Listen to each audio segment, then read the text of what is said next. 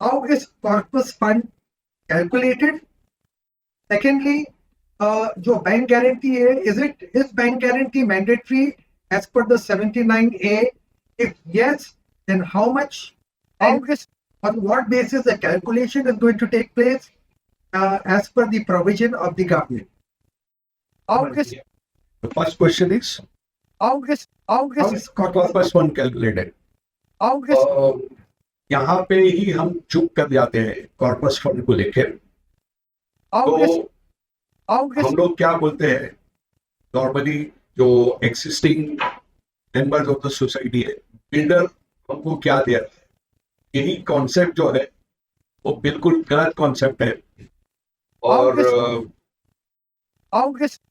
इसको मैंने थोड़ा सा मैंने 2-3 वीडियो में समझाया हूँ, लेकिन अभी जैसा ये क्वेश्चन उठा हुआ है तो मैं आपको थोड़ा संक्षेप में समझा देता हूँ। पहले आपको 3 चीज करनी की रीडेवलपमेंट के पहले, ये 3 चीज आपके पास होना बहुत जरूरी है। एक तो सोसाइटी के नाम पे कन्वेंस, यानी जो लैंड है has to be conveyed to the society. And second है कि आपका प्रॉपर्टी कार्ड में आपका सोसाइटी का नाम होना चाहिए। उसकी वजह यह है कि जब तक सोसाइटी का नाम नहीं होगा आपका कोई भी प्लान अप्रूव नहीं होगा। और ये करने की वजह भी यह है कि मैं जब जो डेवलपमेंट एग्रीमेंट बनाता हूं तो उसके अंदर यह स्पेसिफाइड होता है कि इसी from the ground floor to the top floor, यानी जितनी भी उसको परमिशन मिलने वाली है या हम जो डिसाइड करते हैं whether it is 10 floor, 50 floor, 20 floor और 30 फ्लोर, वो सीसी का प्रीमियम उसको डे 1 भर के पूरा प्रोजेक्ट का सीसी उसको लेके आने का है, वही बिल्डर को हम देंगे। राइट? तो वो उसके पास कितनी कैपेसिटी होना चाहिए कि from ground floor to top floor वो पूरी सीसी भरते हुए। अभी as an member I should not see that कितना कॉर्पस फंड मिलता है, शुड सी दैट मुझे एरिया कितना ज्यादा मिलता है।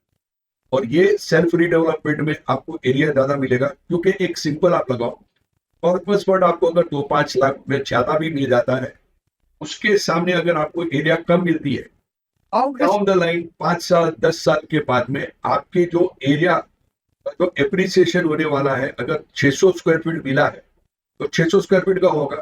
लेकिन अगर आपने कॉर्पस फंड कम लिया है और आपने बार्गेन किया है कि मुझे एरिया ज्यादा चाहिए, तो आपको अगर 650 और 700 स्क्वायर फीट का अगर फ्लैट मिल जाता है तो आपकी प्रॉपर्टी वैल्यू किस पे गिरा जाएगी, 600 पे या 650 या 700 पे जो आपके।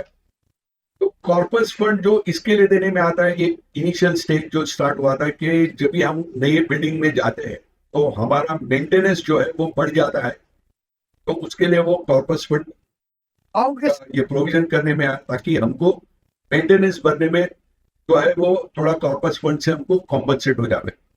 और जो कॉर्पस फंड का जो फंडा है, अगर एक एरिया का फ्लैट अगर अंधेरी में है तो उसको कॉर्पस फंड कम मिलेगा, और सेम एरिया का फ्लैट अगर बैंड्रा में है तो उसको कॉर्पस फंड ज्यादा मिलेगा। उसका रीजन क्या है? देखो, प्रीमियम तो उसको भरना है बिल्डर को, कॉस्ट ऑफ कंस्ट्रक्शन चाहे वो अंधेरी में करे या बैंड्रा में करे वो सेम आने वाला है।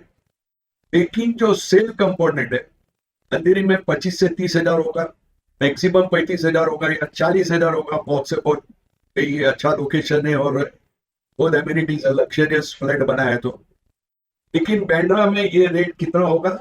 1 लाख रुपया। तो बिल्डर को 60,000 रुपया पर स्क्वायर फीट का जो है वो प्ले करने मिलता है, तो आपको थोड़ा कॉर्पस फंड उसको ज्यादा देने में उसको कोई तकलीफ नहीं होती। तो that is about the corpus fund. Now तो कॉर्पस फंड उसके लिए मैं बोलता हूं कि पहले हमारे को फिजिबिलिटी रिपोर्ट बना दो, वो भी पीएमसी को इन्वॉल्व मत करो वो स्टेज पे, इंडिपेंडेंट आर्किटेक्ट को अपॉइंट करो और उसको बोलो कि फिजिबिलिटी रिपोर्ट हमको चाहिए। तो वो इंडिपेंडेंट आर्किटेक्ट जो है वो आपको बोलेगा कि भाई ये आपका एक्सिस्टिंग एरिया है फ्लैट का, 35% फंजिबल एफएसआई मिलता है आपको, वो एरिया आपका मिल गया, प्लस बिल्डर को जो है ये सेल कंपोनेंट मिलेगा।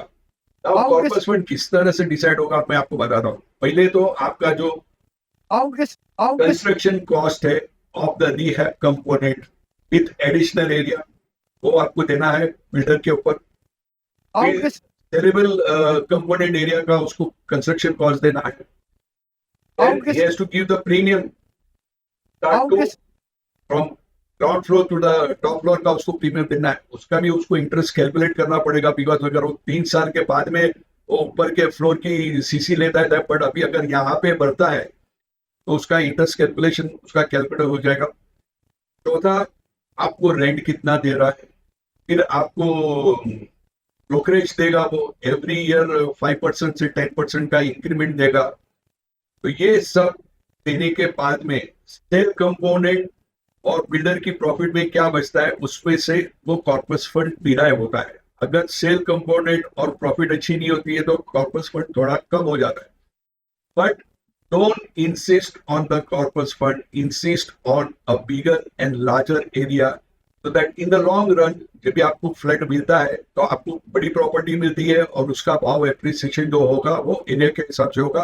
2-5-10 लाख रुपए अगर आपने कॉर्पस फंड ले लिया तो 2-5 साल के बाद में वो फंड खत्म भी हो जाएगा, लेकिन एरिया जो है वो खत्म नहीं होगी और उसका एप्रिसिएशन मिलेगा वो अलग।